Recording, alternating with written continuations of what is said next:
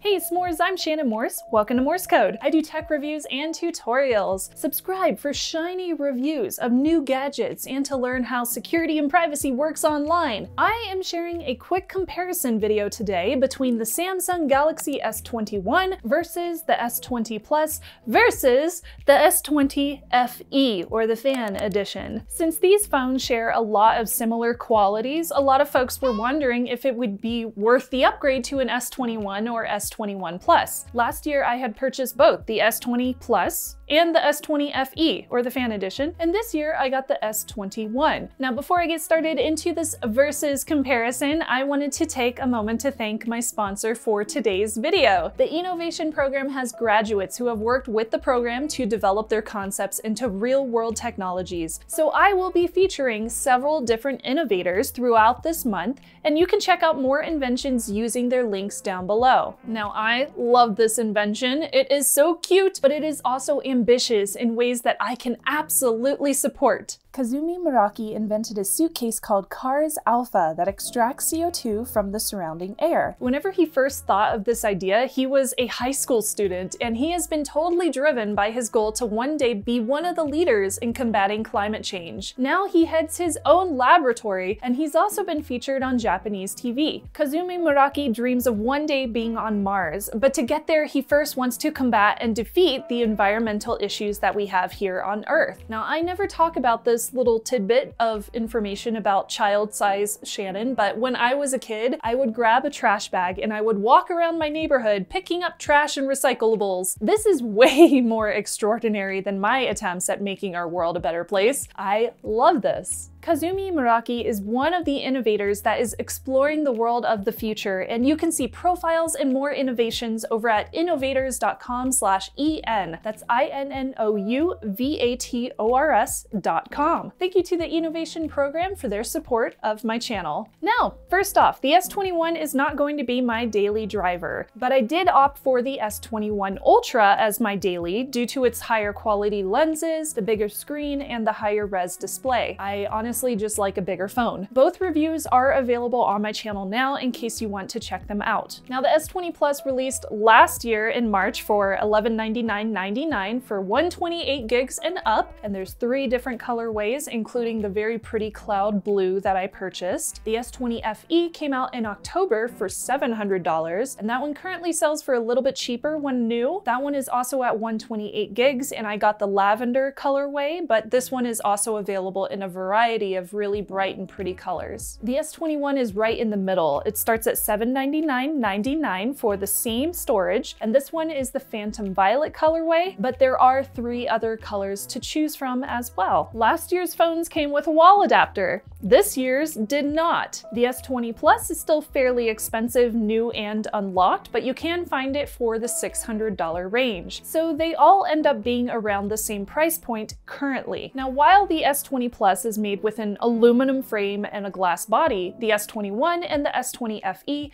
have an aluminum frame with a plastic body, though the Gorilla Glass front did get an upgrade this year. The sizes are definitely different, as you can see, with the S20 Plus being slightly larger. Obviously, that is the plus size. Same with the FE. All of them are IP68 dust and water resistant, and all of them feature 5G speeds. All of them also feature 120 Hz on the display, but the S21 features it natively at 1080p, same with the FE, which is its highest resolution, and the S20 Plus lets you increase resolution to Quad HD+, but that will drop down to 60 Hz. Now the fingerprint sensor on the S20 Plus, it kinda sucks compared to the one on the S21. Same with the FE. The FE has an optical sensor. The S20 Plus features the 1st gen ultrasonic tech, while the S21 features the 2nd gen ultrasonic fingerprint scanner. It also has a faster Snapdragon 888 over the older 865 models from last year, so processing speeds for things like biometrics, switching between tasks, even snapping the camera shutter are all going to be a little bit faster on the S21. The FE has 6 gigs of RAM, the S21 only has 8 gigs compared to the S20 Plus, which has 12 gigs. But that does not necessarily mean the 20 Plus is going to be faster because it has more RAM. You do lose the micro SD card slot slot on the new S21, and that's one of the reasons why it dropped down so far in price. And if you update the S20 Plus or the FE, the UI generally feels and looks the same between each of them, and the older two phones will eventually get the same updates. They all feature the same encryption techniques from Samsung, they all feature the same 3 total guaranteed operating system updates from their ship date. Since the S20 though is the one that's the oldest, it came out about a year ago, the FE about a half a year ago, and then the S21 just recently, that means that the S21 is going to be more up to date in 3 years' time. While the battery in the S21 is 500 mAh smaller than the S20 Plus and the FE,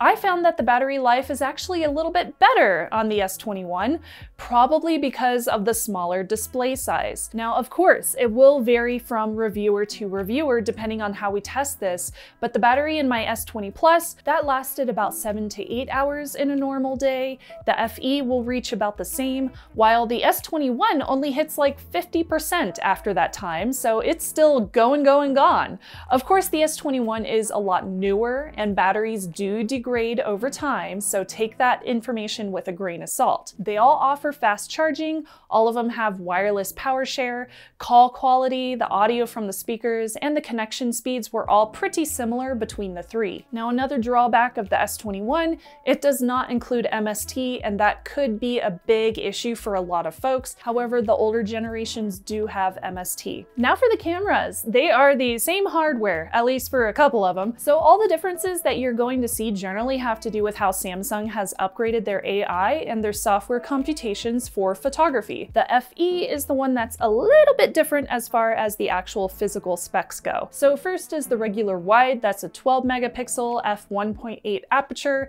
26mm, 1.8 microns, 79-degree field of view. There's also a telephoto, that one is 64 megapixels with an f2.0 aperture, 0.8 micron pixel size, and that one has the 3x hybrid optical zoom at 76 degrees field of view. The ultra wide is 12 megapixels, f2.2 aperture, 13 millimeters as far as the size of the sensor, 1.4 microns pixel size, and it's 120 degrees field of view. And the selfie camera on the S20 Plus and the S21 are 10 megapixels, 1.22 microns in pixel size, with an f2.2 aperture and a field of view of 80 degrees. The FE is the one that's a little bit different. That one has a 32 megapixel camera on the front for selfies. That is an f2.0 aperture, and it's a 0.8 microns pixel size.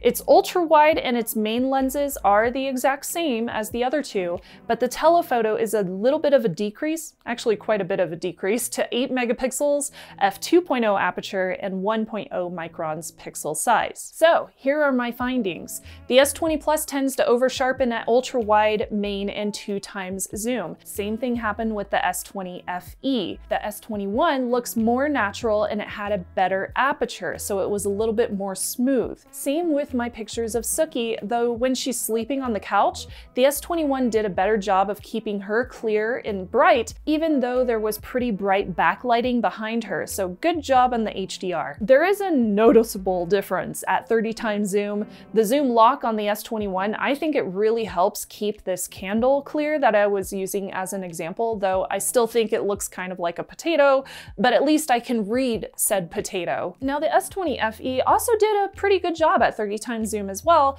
but the 20x zoom is much more realistic on the S21, as you can see here. 10x was about the same, though the S21 has a bit different lighting, and the S21 is a little bit brighter with better HDR.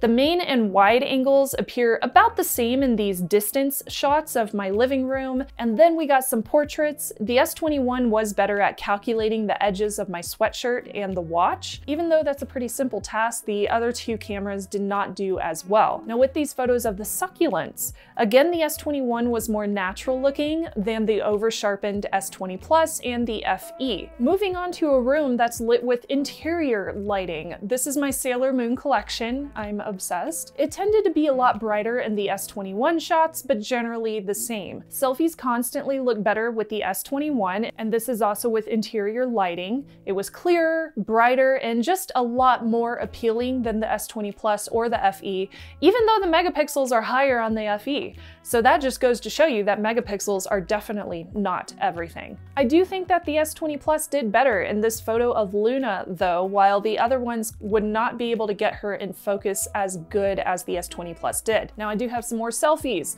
With these ones, the temperature on the S20 Plus seems a little bit too pink, like it's overcompensating for my hair and maybe trying to color temperature correct based on my hair color, but none of the cameras was able to get my hair perfect in the portrait mode selfie shots. There was a strand of hair sticking out on the side and none of them were able to focus on that. They all blended it into the background. The S20 Plus did better with night mode photos, keeping Jupiter's uniform in focus, even though that room was very dimly lit. There were no lights on at all, so it was really compensating with just some light pollution coming in from outside that room. With these gemstones soaps, aren't they so cute?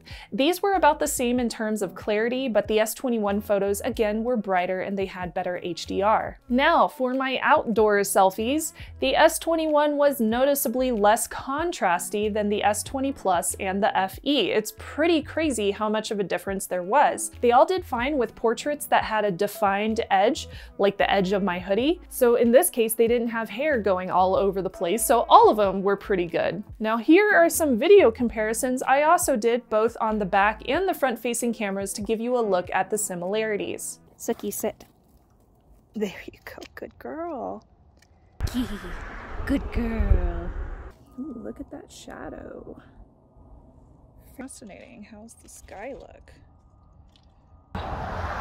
I'm in shadow on a very, very bright and sunny. Okay, and that is everything for my comparison. I did want to keep this short and sweet, but given that all three of these offerings are currently very, very close in price point, assuming that you could find a deal on the S20 Plus, I think that it's fair to say that the S21 is the star in terms of photography and performance. But the S20 Plus also has that more premium back, so that more premium feel, and it is still very, very good in terms of hardware, so you would be very happy with that option too. Even though I absolutely love the S20 FE, the photography alone would make me consider the S21 over it, even with the missing micro SD card slot and the no MST support. I honestly love the upgraded fingerprint sensor. I didn't realize how much I would enjoy being able to use this one and how laggy the other two would feel once I got the second gen ultrasonic in my hands. It's definitely faster when compared to the older models. And to be quite clear, any of these would be excellent options. It really just comes down to your preferences and which specs mean the most to you. If you don't care about photography, you could go with one of the older models. So let me know your thoughts. I would love to know if you are considering an upgrade to a new phone this year. Are you gonna wait for the Pixels that are coming out later this year? I'm very curious about those. I don't even know if we're gonna get more than one, but we will see. Thanks again to my s'mores for subscribing and for watching. I'm Shannon Morse, and I will see you soon. Bye, y'all.